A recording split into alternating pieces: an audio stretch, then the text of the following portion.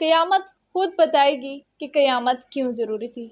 خیرپور کا ضلع رانی پور کے پیر اسد کی حویلی میں تشدد اور زیادتی کے بعد جاں بحق ہونے والی فاطمہ کی پوسٹ مارٹم رپورٹ منظر عام پر آ گئی۔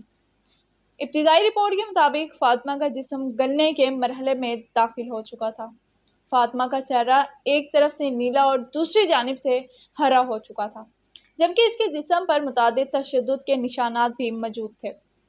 رپورٹ کے مطابق فاطمہ کے جسم پر تشدد کے نشانات تھے، جس میں آنکھ، کمر، پیشانی، پیر، گھٹنے اور ہاتھ پر تشدد ہوا تھا۔ کچھ اعضاء کو مائکرو بایولوجی کے لیے بھیجا گیا ہے۔ پولیس کے مطابق میڈیکل بورڈ نے فاطمہ پر جسمانی تشدد کی تصدیق کی ہے اور بچی کے ساتھ جنسی زیادتی بھی ہوئی ہے۔ تفتیش میں شامل سابقہ ایس ایچ او رانی پور، ہیڈ مہرر، ڈاکٹر اور کمپاؤنڈر کا بھی ریمانڈ پر لینے کا فیصلہ کیا ہے۔ ملزمان کو حقائق چھپانے، لاش بغیر پوسٹ مارٹم دفنانے پر نامزد کیا جائے گا۔ مزید خبریں اور اپڈیٹ سے جڑے رہنے کے لیے دیکھتے رہیے پنجاب میڈیا آفیشل۔